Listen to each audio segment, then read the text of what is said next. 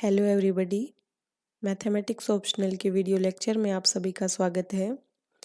इन videos के through हम RPSC ACF FRO का जो मैथ्स ऑप्शनल का सिलेबस है उसको कवर करने वाले हैं। तो हमने स्टैटिक्स और डायनामिक्स से स्टार्ट किया था और स्टैटिक्स और डायनामिक्स में हमने लेक्चर नंबर फर्स्ट हमने डिस्कस कर लिया है। ये हमारा लेक्चर नंबर सेकंड है। तो फर्स्ट टॉपिक जो मेंशन किया गया है स्टैटिक्स और डायनामिक्स में वो है इक्विलिब्रियम ऑफ कोप्लानर फोर्सेस।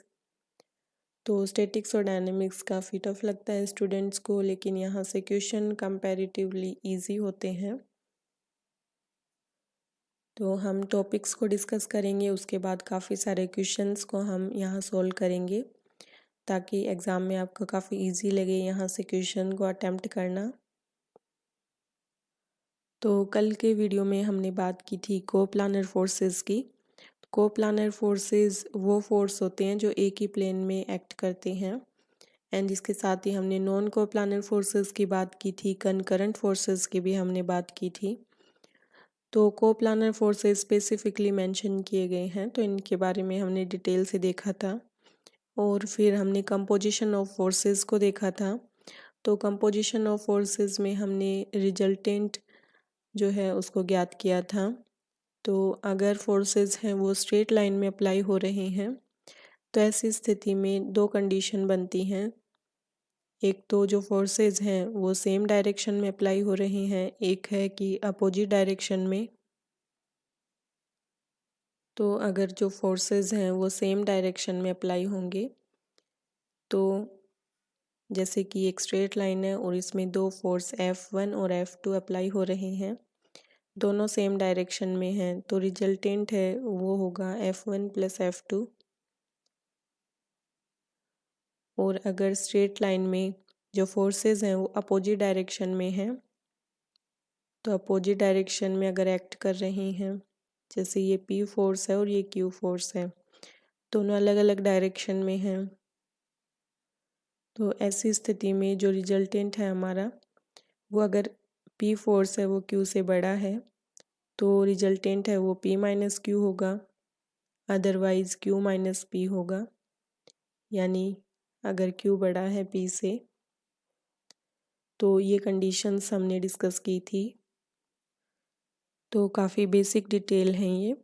तो बेसिक से हम स्टार्ट कर रहे हैं और फिर हम एडवांस लेवल तक इसको ले जाएंगे। सेकंड, फिर हमने बात की थी कि फोर्सेस हैं वो डिफरेंट डायरेक्शन में अप्लाई हो रहे हों, तो डिफरेंट डायरेक्शन की हमने बात की थी। तो अगर P और Q कोई फोर्स हैं जो कि किसी एक पार्टिकल पर यहाँ पे एक्ट कर रहे हैं, तो ये P डायरेक्शन, ये P फोर्स है और ये Q है, दोनों अलग अलग डायरेक्शन में हैं। और अगर इनके बीच का एंगल अल्फा है तो हमें रिजल्टेंट यहाँ पे ज्ञात करना है। तो हमने पैरेललोग्राम लॉ फोर्सेज से R की वैल्यू यहाँ पे निकाली थी। तो जो हमारी R की वैल्यू थी वो थी root P² plus Q² plus 2PQ cos alpha. तो इन सबको डिटेल में देखने के लिए आप पिछला वाला जो वीडियो है उसको देख सकते हैं। फिर हमने बात की थी कि अगर जो R है ये P के साथ थीटा एंगल बनाता है, तो ऐसी स्थिति में डायरेक्शन निकालने के लिए फॉर्मूला जो है वो है tan theta equal to P के साथ एंगल बना रहा है तो P एंड यहाँ होगा Q sign alpha upon P plus Q कोस अल्फा। तो ये फॉर्मूलाज भी हमने लास्ट वीडियो में डिराइव किए थे। और अगर एंगल जो है वो यहाँ पे Q के साथ अगर थीटा एंगल बन रहा है तो ऐसी स्थिति में होगा tan theta equal to P sine alpha upon Q plus P cos alpha. तो काफ़ी इम्पोर्टेंट ये तीनों फार्मूलाज हैं। लास्ट वीडियो में भी हमने इन पर बेस्ड क्वेश्चन किए थे और आज हम देखेंगे कि जो कई स्पेशल कंडीशंस बनती हैं कि अल्फ़ा की किस वैल्यू पर यहाँ पे जो फोर्सेस हैं उनकी स्थिति क्या होगी, तो उन सब को हम अब डिस्कस करने वाले हैं। तो स्पेशल कंडीशन में फर्स्ट केस है कि अगर अल्फ़ा जो है उसकी वैल्यू 0 है, तो यहाँ से देख सकते हैं हम, अगर अल्फ़ा 0 होगा तो पी और क्यू है वो सेम डायरेक्शन में हो जाएंगे। यानी जो अल्फ़ा है उसकी वैल्यू 0 अगर हम यहाँ रखें तो आर जो है हमारा वो होगा p square plus Q square plus 2pq कोस 0, और कोस 0 की वैल्यू होती है 1। तो ये बन जाएगा R equal to root P plus Q का होल स्क्वायर। तो R equal to P plus Q, और ये हमने डिस्कस किया था जब हमने बात की थी स्ट्रेट लाइन की, कि स्ट्रेट लाइन में अगर सेम डायरेक्शन में फोर्स अप्लाई हो रहे हैं सेम डायरेक्शन में, तो हमने वहाँ पे बात की थी F1 और F2 की। तो रिजल्टेंट है वो F1 प्लस F2 होता है, और यहाँ पर हमारे पास फोर्सेस हैं P और Q। तो रिजल्टेंट है हमारा R equal to P plus Q है, क्योंकि अल्फ़ा जो है उसकी वैल्यू यहाँ पे 0 है, यानी कि यहाँ पे स्ट्रेट लाइन में अप्लाई हो रही हैं फोर्सेस। और फिर हम डायरेक्शन की बात करेंगे, तो हमने वहाँ पे देखा था कि डायरेक्शन जो है वो दोनों फोर्सेस की डायरेक्शन की ओर ही होगी। तो जैसे tan theta equal to Q sine alpha, तो साइन 0 और upon P plus Q cos 0। तो साइन 0 की वैल्यू 0 होती है, इसलिए अब सारी वैल्यू है 0। तो थीटा हमारा tan इनवर्स 0, यानी जो थीटा है उसकी वैल्यू है हमारी 0। यानी कि यहाँ पे P और Q है वो स्ट्रेट लाइन में अप्लाई हो रहे हैं, और इनकी डायरेक्शन भी P और Q की जो डायरेक्शन है उसी ओर होगी। अब हम बात करेंगे सेकंड केस की। तो सेकंड केस है कि जब अल्फ़ा की वैल्यू पाई हो, तो ऐसी स्थिति में जो P और Q फोर्स हैं वो स्ट्रेट लाइन में अपोजिट डायरेक्शन में काम करते हैं। यानी कि यहाँ पे अगर हम पाई रखें अल्फ़ा की वैल्यू, तो R होगा R equal to P square plus Q square plus 2pq cos pi, और कोस पाई की वैल्यू आप सब जानते हैं -1 होती है। कोस pi equal to -1।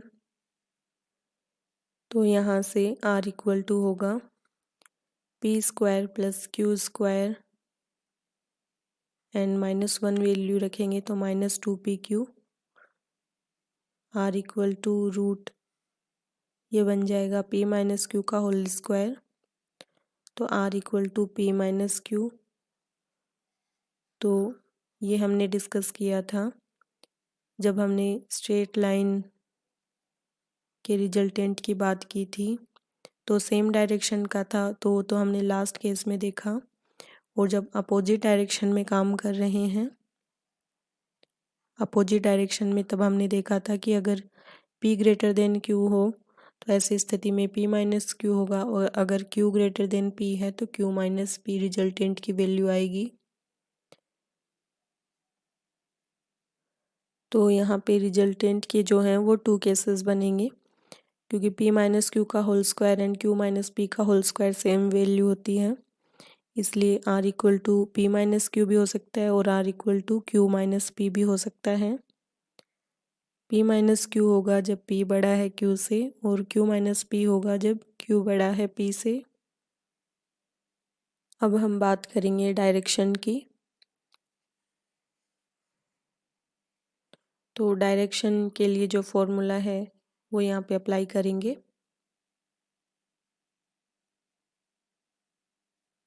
tan theta equal to Q sine pi, alpha की वैल्यू यहाँ पे पाई रखनी है, and P plus Q cos pi. तो यहाँ भी 2 केसेस बनेंगे अब। तो अगर P है वो Q से बड़ा है, तो अब अप्लाई करेंगे हम वैल्यू यहाँ पे। तो साइन पाई की वैल्यू क्या होती है, साइन पाई की वैल्यू होती है 0 डिग्री।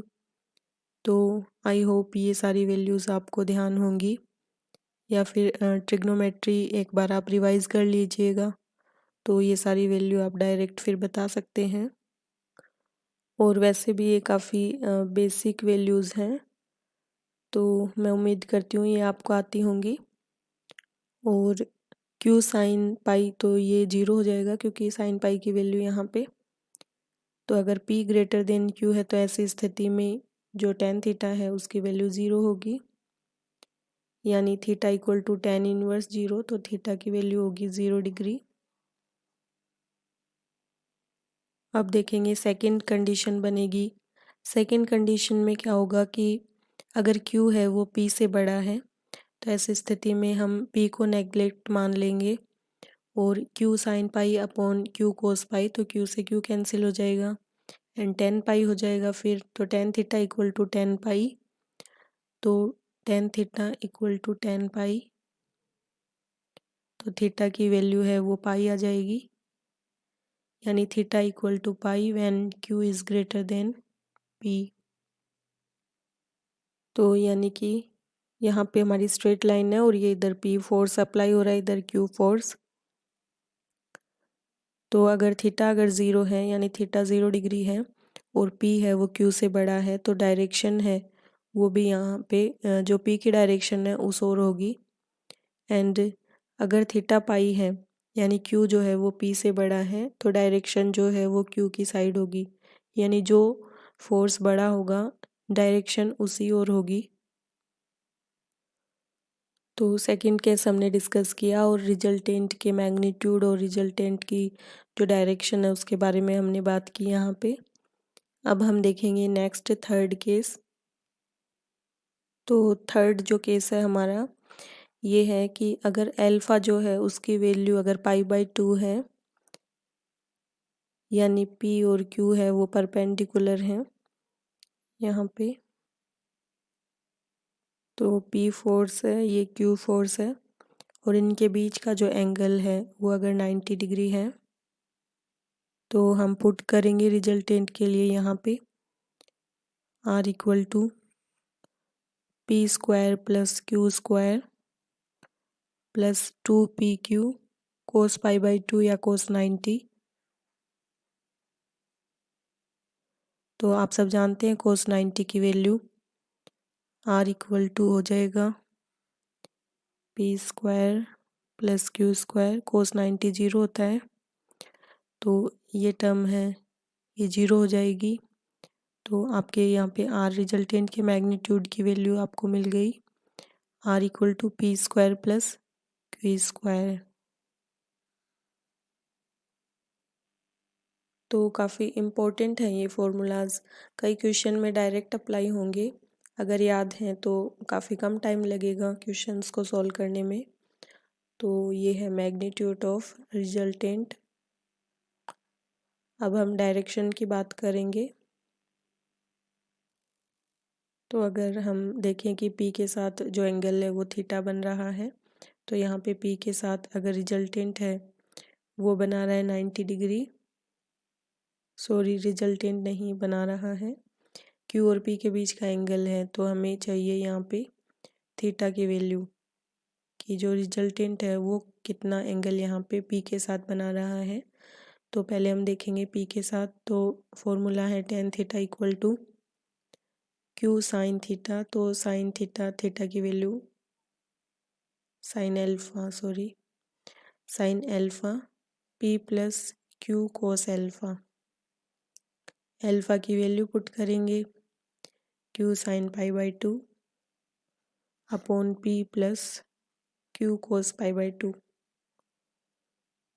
तो यहाँ पे वैल्यू जो है sine pi by 2 sine 90 degree, sine 90 degree की वैल्यू होती है 1, तो होगा Q upon P plus Q कोस 90 होता है 0, इसलिए ये हो जाएगा 0, यानी हमारा जो टेन थीटा है वो यहाँ पे है Q अपॉन P, तो टेन थीटा आ गया यहाँ से Q अपॉन P और थीटा हो जाएगा tan inverse Q by P। तो डायरेक्शन है वो यहाँ से निकलेगी एंड मैग्नीट्यूड यहाँ से ज्ञात कर सकते हैं। नेक्स्ट केस है कि अगर P और Q हैं वो दोनों इक्वल हैं, यानी दोनों फोर्सेस इक्वल हैं, तो यहाँ पे हम अप्लाई करेंगे फॉर्मूला में R equal to P square plus Q और P इक्वल हैं इसलिए इसको भी P स्क्वायर लिख देते हैं, plus 2P into P, Q और P बराबर हैं कोस अल्फा, यहाँ से होगा R equal to P square 2P square plus 2P square cos alpha. तो R इक्वल टू यहाँ से कॉमन ले लेंगे 2P स्क्वायर को, 2P स्क्वायर तो अंदर होगा 1 प्लस कोस अल्फा। अब आगे हम 1 प्लस कोस अल्फा का जो फॉर्मूला होता है वो अप्लाई करेंगे, तो सिंपली 1 प्लस कोस 2 अल्फा का फॉर्मूला आपको याद होगा। 1 प्लस 2 कोस अल्फा का जो फॉर्मूला होता है वो है 2 कोस स्क्वायर अल्फा। तो अगर याद है तो सही है, वरना यहाँ से आप याद कर सकते हैं। यानी यहाँ जो वैल्यू होती है 2 अल्फा है उसकी आधी वैल्यू यहाँ होगी। तो यहाँ देख सकते हैं 1 प्लस कोस अल्फा हमें चाहिए, तो यहाँ पे 2 कोस स्क्वायर, तो यहाँ अल्फा है तो अल्फा की आधी वैल्यू यहाँ होगी, यानी 1 plus cos alpha equal to हो जाएगा 2 कोस स्क्वायर अल्फा बाई 2। तो हम यहाँ रख देंगे R equal to root 2P square, और यहाँ पे वैल्यू रखेंगे 1 प्लस कोस अल्फा की 2 कोस स्क्वायर अल्फा बाई 2, तो 2 कोस स्क्वायर अल्फा बाई 2, और यहाँ से कॉमन आ जाएगा R इक्वल टू 2 आ जाएगा बाहर, और P स्क्वायर का P बाहर आ जाएगा, कोस स्क्वायर अल्फा बाई 2 का कोस अल्फा बाई 2। तो यहाँ से हमें रिजल्टेंट के यहाँ मैग्नीट्यूड की वैल्यू प्राप्त हो गई है जब P और Q दोनों इक्वल हैं। तो काफ़ी इम्पोर्टेंट ये फॉर्मूला है, इनके यूज से हमने इसको सॉल्व किया है। अब हम बात करेंगे डायरेक्शन की, तो डायरेक्शन की बात करेंगे यहाँ पे।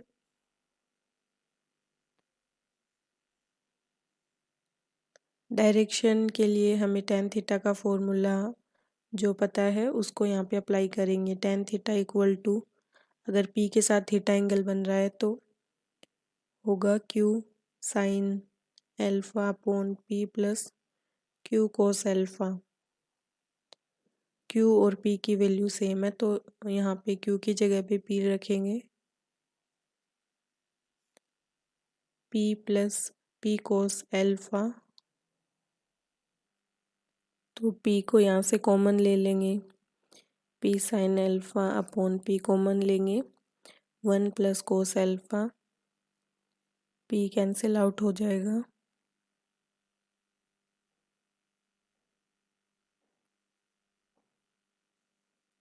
तो tan थीटा इक्वल टू ये वैल्यू हमें प्राप्त हुई है।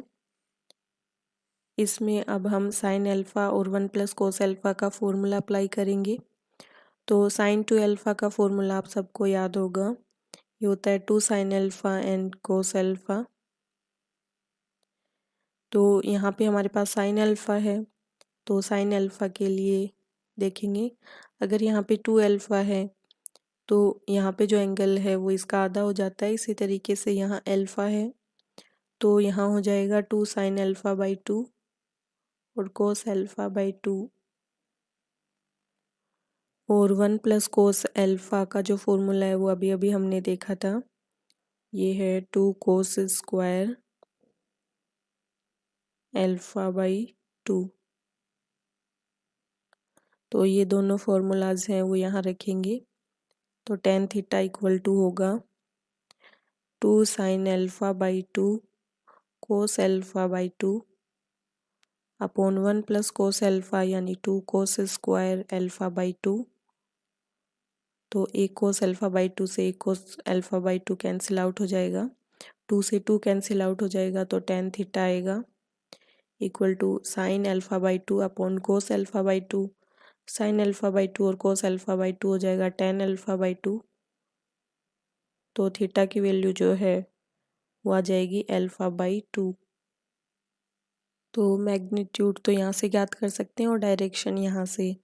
और हम कह सकते हैं कि अगर दोनों फोर्सेस अगर इक्वल हों, पी और क्यू दोनों इक्वल फोर्सेस हैं, तो दोनों बलों का जो रिजल्टेंट है उसकी डायरेक्शन जो है वो दोनों फोर्सेस के जो बीच का एंगल होगा, यानी बीच का एंगल अल्फ़ा है, उसको बाइसेक्ट करती है। तो देख सकते हैं यहाँ पे बीच का एंगल अल्फ़ा है, इसको बाइसेक्ट करती है। तो इस तरीके से हमने जो स्पेशल केसेस हैं उनको देखा। अब देखते हैं नेक्स्ट केस कौन सा है। नेक्स्ट केस है कि पी क्यू और आर तीनों ही इक्वल हैं, अगर फोर्सेस दोनों तो और ये जो रिजल्टेंट है इनका मैग्नीट्यूड अगर इक्वल है, तो हमारा फॉर्मूला जो होता है R equal to P square plus Q square plus 2pq cos alpha. इसमें हम वैल्यू पुट कर देंगे पी क्यू और आर की इक्वल। तो p equal to root P square plus P square plus 2p into P cos alpha. तो यहाँ से हो जाएगा पी स्क्वायर प्लस ये हो जाएगा 2p स्क्वायर दोनों plus 2p square cos alpha.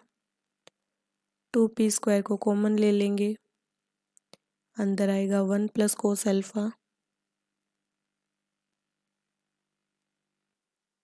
अब रूट स्क्वायर कर देते हैं दोनों साइड। तो P square equal to 2p square plus 2p square cos alpha. Open कर दिया इसको मैंने, तो इसको इधर भेज देते हैं। P square minus 2p square यानी माइनस का p square equal to 2p square cos alpha. P square से पी स्क्वायर कैंसिल हो जाएगा, तो -1 equal to 2 cos alpha. Cos alpha की वैल्यू यहाँ से आ जाएगी -1/2। तो जो कोस अल्फ़ा है इसकी वैल्यू सेकंड क्वाड्रेंट में नेगेटिव होती है। तो यहाँ से देखेंगे हम, यहाँ अल्फ़ा की वैल्यू हमें मिल जाएगी cos alpha equal to second quadrant में कोस 120 की वैल्यू होती है -1/2। तो अल्फ़ा की वैल्यू यहाँ से हमें मिलेगी 120। तो यानी जब P और Q और R तीनों ही इक्वल हैं तो ऐसी स्थिति में जो अल्फ़ा है वो 120 होगा। तो यहाँ पे हमने ये केस भी डिस्कस कर लिया है। अब हम मैक्सिमम और मिनिमम रिजल्टेंट की बात करेंगे।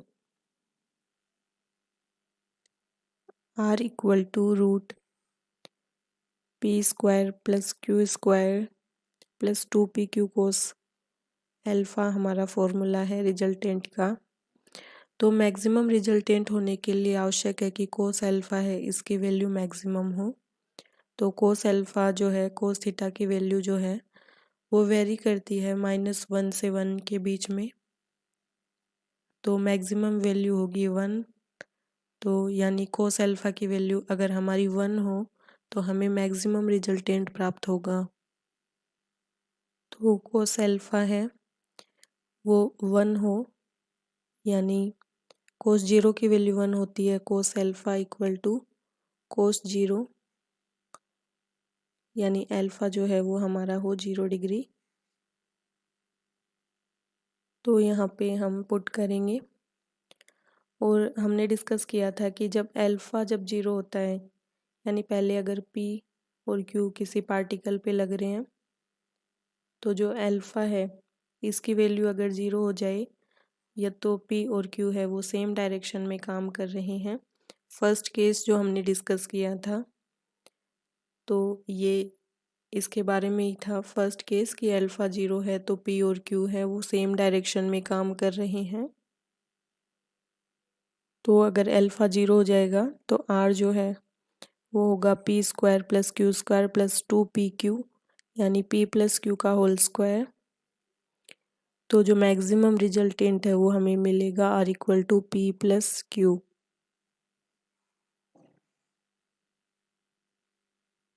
तो अगर दोनों जो फोर्स हैं वो सेम डायरेक्शन में लग रहे हैं तो ऐसी स्थिति में मैक्सिमम रिजल्टेंट हमें प्राप्त होगा।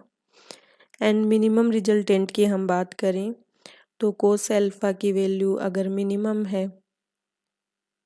यानी -1 है, कोस अल्फा इक्वल टू -1 है, और हम जानते हैं कि कोस पाई जो है उसकी वैल्यू होती है -1, तो alpha equal to pi put करेंगे तो ये बनेगा p माइनस क्यू का whole square, r equal to p minus Q. तो मिनिमम रिजल्टेंट हमें प्राप्त होगा। तो ये वाला केस भी हम डिस्कस कर चुके हैं कि अल्फ़ा की वैल्यू पाई होगी तो दोनों फोर्सेस हैं वो अपोजिट डायरेक्शन में काम कर रहे हैं। तो ये है हमारा मिनिमम रिजल्टेंट। इस पर बेस्ड एक क्वेश्चन करेंगे। वीडियो की लेंथ काफ़ी ज़्यादा हो रही है इसलिए एक क्वेश्चन करेंगे, और जो हमारा नेक्स्ट वीडियो होगा उसमें हम काफ़ी सारे क्वेश्चंस को सॉल्व करेंगे। तो जो कॉन्सेप्ट हमने देख लिए हैं उन पे बेस्ड हम क्वेश्चंस को सॉल्व करेंगे नेक्स्ट वीडियो में।